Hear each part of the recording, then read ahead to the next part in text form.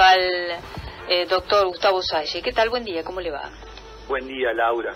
Buen día, amigos de Paysandú y de todos aquellos que nos estén escuchando de distintas partes del mundo. Hoy es un hermoso día y me imagino lo lindo que debe estar en Paysandú. Por lo tanto, vamos a empezar esta audición también en la misma sintonía con una hermosa noticia. Amigos, estamos muy próximos a llegar al número de firmas que exige el artículo 331 literal A de la Constitución de la República para habilitar el procedimiento de democracia directa, para proceder a la reforma constitucional que nos permita someter al escrutinio del pueblo uruguayo si la obligatoriedad de la bancarización es aceptada y querida por la mayoría del pueblo uruguayo, o por el contrario, la misma será eliminada en la medida que se imponga la reforma constitucional del artículo 52, que el pueblo, o por lo menos un conjunto de ciudadanos, ha impulsado para recobrar la libertad avasallada a través de una ley impuesta exclusivamente por la mayoría del gobierno del fraude amplio, que supone una imposición arbitraria en la órbita de la decisión privada de los individuos, que se relaciona con la forma de gestionar su dinero, con la forma de realizar sus negocios, que al mismo tiempo nos deja expuestos a los abusos tan frecuentes, tan caracterizantes de las instituciones financieras. Esto es una gesta de carácter histórica y yo diría que a nivel planetario. Ver cómo un conjunto de ciudadanos contagia a una gran parte del pueblo uruguayo para oponerse a una ley que, como dije al principio, vulnera el derecho constitucional, el derecho humano a la libertad de contratación. Aquí ha sido un conjunto de ciudadanos que ha motivado al resto a oponerse a este tipo de medidas, que tiene además connotaciones muy sospechosas. Todos sabemos que la administración de gobierno del fraude amplio se ha caracterizado por la corrupción estructural. En este tema, y como motivación de esta ley absurda, arbitraria, totalitaria, que avasalla la libertad individual, es de sospechar que hayan existido incentivos espurios por parte de las entidades financieras, por parte de los bancos, para alentar esta legislación absurda, abusiva, aberrante, que ahora el pueblo uruguayo está muy próximo a lograr su eliminación y por lo tanto la reconquista de la libertad. Yo diría que esta gesta popular de un movimiento horizontal que no tiene líderes, que no tiene connotaciones político-partidarias, sino que es expresión genuina de la voluntad popular, necesita de un empujecito final. Necesitamos del ciudadano que todavía no se ha informado de cuán arbitraria y avasallante es esta ley, cuán abusiva puede ser la actividad de los bancos y de las instituciones financieras. Solamente los quiero llamar a la siguiente reflexión.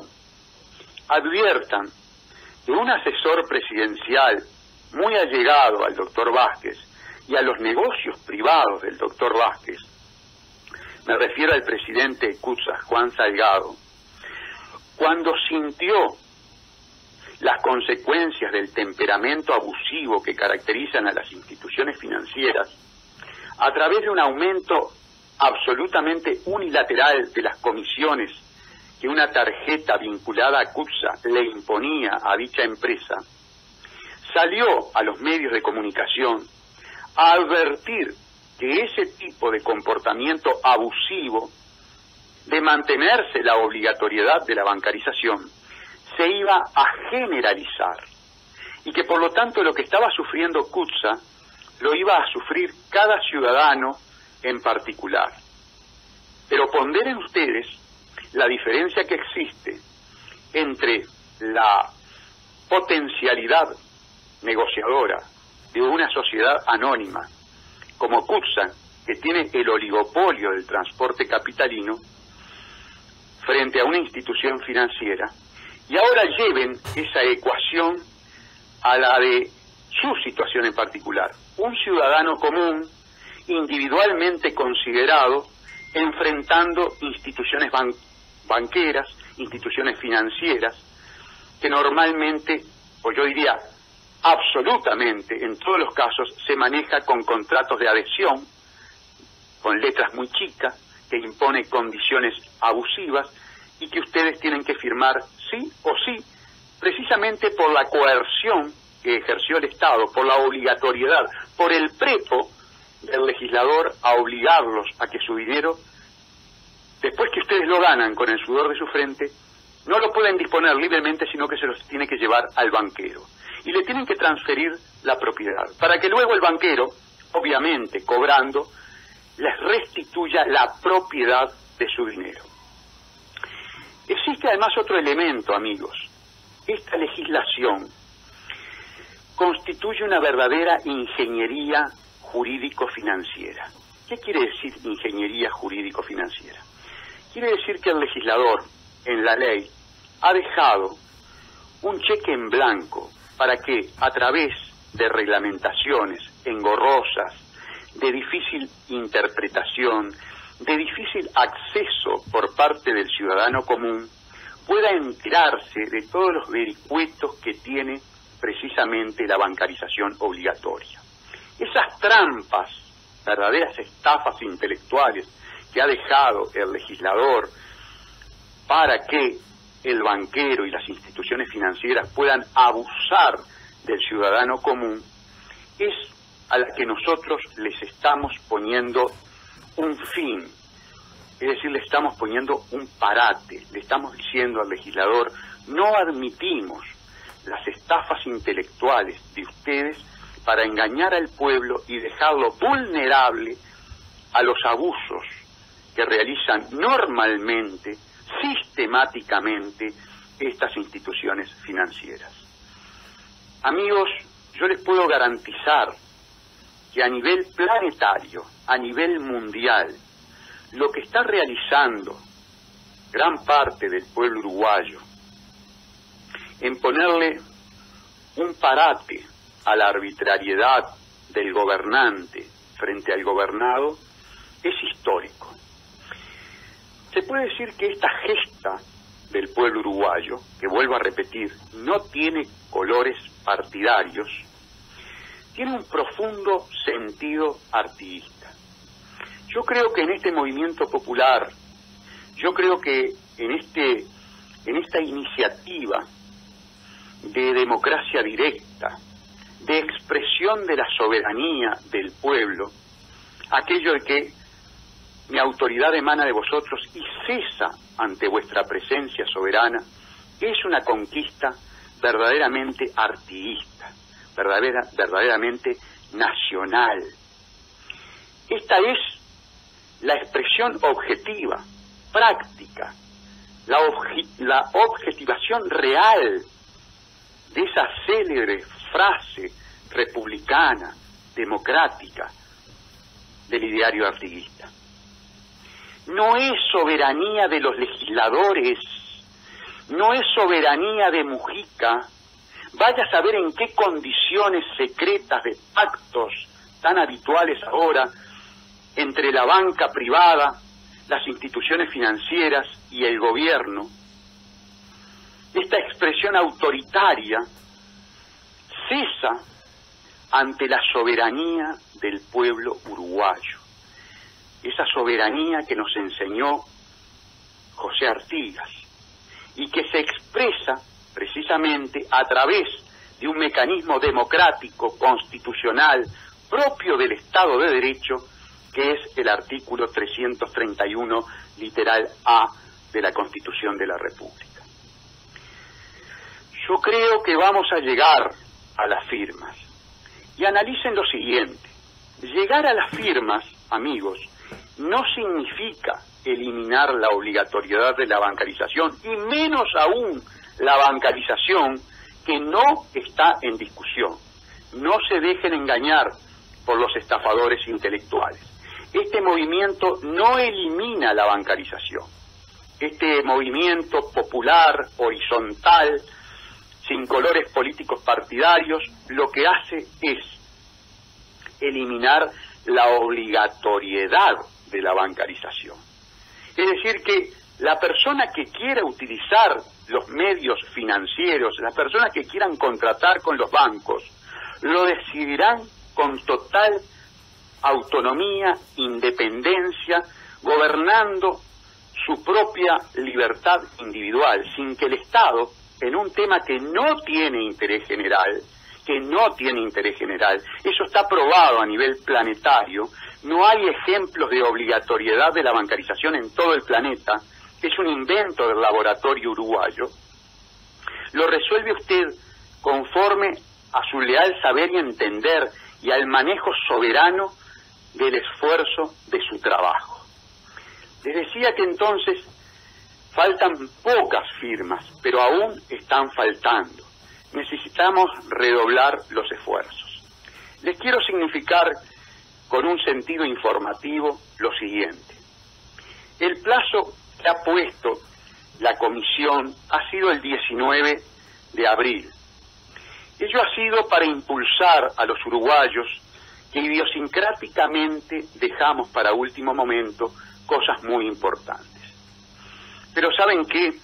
No es exactamente el último plazo. La comisión organizadora necesita de tiempo para todo el aspecto logístico de la presentación de las firmas. Pero en realidad, para los rezagados, y dada la importancia que tiene llegar a las firmas, el último plazo es el día 23 de abril. Y el lugar de recepción de esas firmas de último momento, pero tal vez tan necesarias para culminar y obtener el triunfo de esta gesta de contenido artista, es mi estudio, Ciudadela 1258, apartamento 301. Cualquier duda, ustedes me llaman al 099-663-580.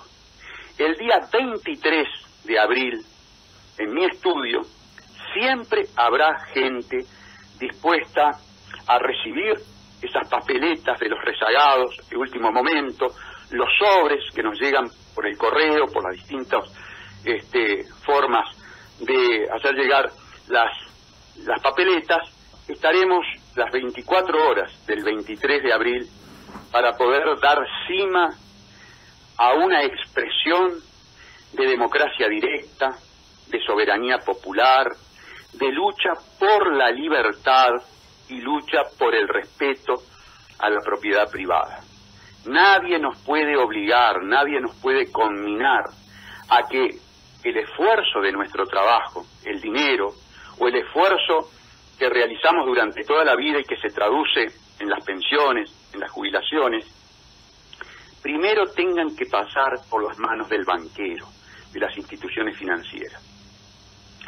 No hagan caso a los argumentos falaces, propios de sofistas, que nos endilgan la condición de deshonestos, de evasores y hasta eventualmente de lavadores. El ciudadano común uruguayo es honesto, es solidario, es empático, no es evasor. En todo caso, lo que ha demostrado la historia es que estos desvalores normalmente están en la clase gobernante, están en quienes tienen poder y no en quienes están en el llano.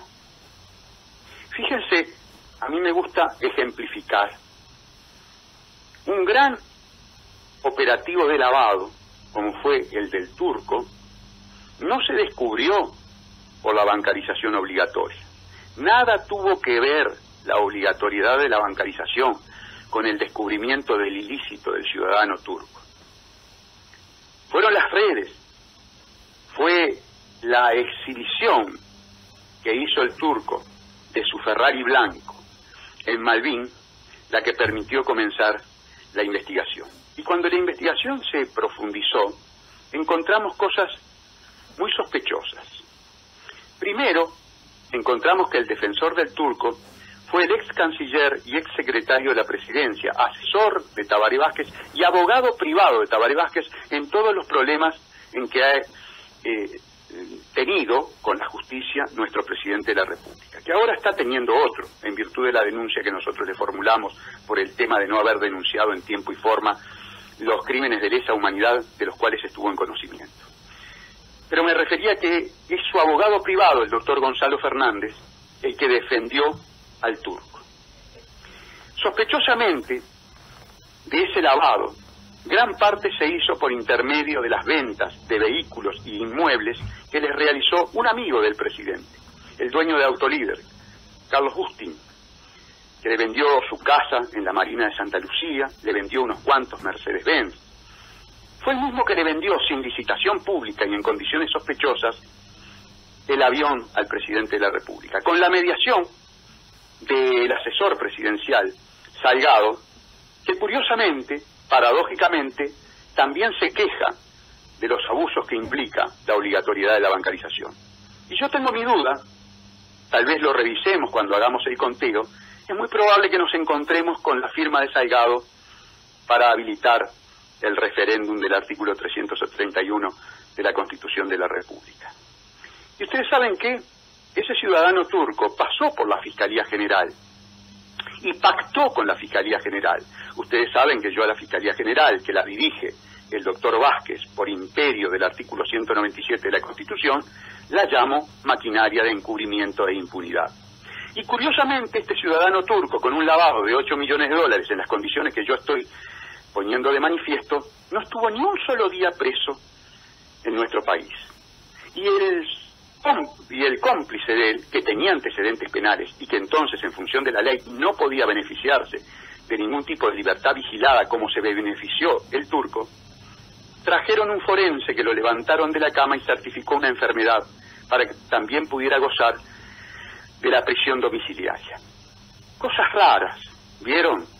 Cosas raras que tienen que ver con lavados que están muy próximos a figuras presidenciables y a figuras del entorno del presidente de la República. Por eso, cuando la Suprema Corte de Justicia falló en contra de nuestra acción de inconstitucionalidad de la Ley 19.210 y nos habló del interés general para evitar temas del lavado, nosotros, ¿saben qué? Sospechamos de una sentencia espuria que le hizo mandados al gobierno y le hizo mandados a la oligarquía banquera, que está muy interesada, por supuesto, en mantener este gran negocio que es manejar toda la masa de dinero que cobran los uruguayos, que antes de manejarse en el mercado libremente por quien con su esfuerzo lo ganó, antes tiene que pasar por las arcas de los banqueros, estos cobrar comisión, obtener pingües ganancias y después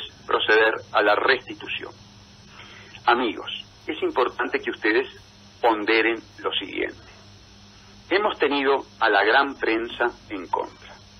Por supuesto, hemos tenido a los banqueros que no quieren perder la posibilidad que ya es costumbre en ellos de expoliar al pueblo. Hemos tenido en contra, por supuesto, al gobierno de turno, que muy probablemente haya hecho negocio con esta ley que avasalla la libertad. Hemos tenido en contra al brazo extorsivo, a esa agencia del fraude amplio, infiltrada en la clase obrera uruguaya, que es la corrupta cúpula sindical del PIT-CNT, paradójicamente operando para el capital financiero internacional. Un hecho verdaderamente desconcertante, esquizofrénico. Individuos que en el pasado dieron manija y llevaron a la muerte a los jóvenes, luchando contra lo que decían era la oligarquía financiera internacional, ahora, desde el PIT-CNT, los comunistas, los ex-tupamaros, los socialistas, los MRO, los antiguos GAU, bueno, todas esas distintas agrupaciones de la izquierda marxista-leninista y de la izquierda foquista, trabajando codo a codo con los grandes estudios como Guyer y Regules, o C.P.A. Ferrer, que tuvo a su cargo la redacción de esta ley, concretamente la abogada más importante en la gestación de esta ley fue Julie Rothschild, paradójicamente o curiosamente con el apellido de la dinastía banquera más ingrata que haya tenido la historia de la humanidad, la familia Rothschild. Tengo que confesar que un pariente de Julie nos llamó por teléfono y nos dijo que era mera casualidad y que no tenía nada que ver con la dinastía banquera. En homenaje a esa llamada hago la aclaración. Pero lo que sí es muy claro es que los grandes estudios trabajan para los bancos, redactaron esta ley y paradójicamente el ex guerrillero, el que integró un movimiento que mató gente inocente luchando contra los bancos, ahora abrazado de Rockefeller, abrazado de los estudios jurídicos que además están vinculados a operaciones de lavado de activos. A mí me toca intervenir concretamente en la estafa del Banco Heritage, y curiosamente he podido descubrir que el Banco Heritage es un banco lavador y que el que lo asesora es el estudio Guyer y Regules, y lo he denunciado a la Fiscalía de Crimen Económico junto con el doctor Viana estos temas, y la Fiscalía de Crimen Económico lamentablemente se postró nada más que en la investigación y procesamiento, solicitud de formalización de un mando medio del banco. No profundizó la investigación, ni con respecto al Heritage, ni con respecto a Guyer y Regules. Te digo porque todo esto es muy sospechoso y nuestra profesión nos permite tener estos elementos de juicio, estos elementos de prueba. Entonces, amigos, miente la Suprema Corte de Justicia cuando declara la constitucionalidad de esta aberración que avasalla el derecho a la libertad, diciéndonos que es en función de querer controlar el lavado. También se maneja por parte del PIT-CNT espuriamente, sofísticamente, el argumento de que se permite controlar mejor al patrón para que no evada los aportes, para que no evada la formalidad y la formalización del trabajo del obrero. Señores, avasallar la libertad, entregarle dinero a los banqueros, dinero que lo paga el propio obrero, cuando existen infinidad de otros mecanismos, los utilizados eficientemente por todos los países del primer mundo, es verdaderamente un argumento perverso. No es para controlar, hay otros mecanismos muy eficientes que se han llevado a cabo desde que existe el país hasta el 2014, cuando se sanciona esta ley. Esto es hacerle un mandado a la oligarquía banquera. Esto no es defender el bolsillo del obrero. Esto es exponer a todo el pueblo a la esclavitud banquera. Entonces, amigos, para terminar, falta un esfuerzo final. En el día de hoy no tenemos las firmas. Estamos cerca. Por favor, por la libertad, por el derecho a la propiedad privada, por la soberanía en manos de los gobernados y no en manos de gobernantes sospechosos de habernos vendido espuriamente. Un último esfuerzo, buscar la papeleta. En todo caso, si no se encuentra, bajarla de internet, de la página noalabancarizacion.com, noalabancarizacionobligatoria.com, imprimirla, respetar lo que dicen los casilleros, nombre, apellido, letras de la serie de la credencial, número de la credencial, firma con lapicera, si es posible negra o azul, igual o lo más parecido a la credencial y enviarla a Ciudadela 1258, apartamento 301. Ciudadela 1258 queda entre San José y Soriano, bien atrás del despacho del presidente de la República, a quien 2x3 sacamos a la ventana de nuestro escritorio las papeletas y se las mostramos, como diciéndole: mire Vázquez, mire cómo el pueblo artiguista, mire cómo el pueblo que ansía libertad, que su fuerza política ha avasallado, está firmando con un criterio de republicanismo, de soberanía, de nacionalismo, de libertad. Esta es la gesta del pueblo uruguayo, la gesta del hombre sencillo, del hombre humilde, que se opone a los poderosos que han logrado comprar legisladores, comprar gobiernos, comprar medios de comunicación, comprar sindicalistas corruptos que venden al proletariado, y ha dicho: queremos libertad. La autoridad emana de nosotros, de vosotros, y cesa ante vuestra presencia soberana. Vale decir, la soberanía radica en los gobernados. No usurpe el gobernante derechos y potestades que radican en los gobernados. Y los gobernados hagan valer esa soberanía. Y la forma es en la que les acabo de indicar. Es a través de las firmas de las papeletas que bajan por internet de la página noalabancarizacionobligatoria.com, firman y la mandan a Ciudadela 1258, apartamento 301. Tenemos tiempo hasta el día 23 de abril, que vamos a estar las 24 horas pendientes de que ustedes ejerzan vuestro derecho a la libertad. Cualquier duda, amigos, 099-663-580. Insistan, puede estar ocupado. Vamos a estar todos estos días pendientes de las consultas que ustedes nos quieran realizar. ¡Viva la libertad! ¡Viva la nación! ¡Viva el Uruguay! Nos vamos a reencontrar, no el lunes que viene, la radio tiene un compromiso, el otro lunes, y será con mucho gusto, porque ¿saben qué? Nos vamos a reencontrar para festejar que los gobernados hemos rescatado la soberanía y hemos rescatado la libertad. Que pasen ustedes muy bien. El espacio del doctor Gustavo Sáez aquí en la mañana de la radio son las 9:30.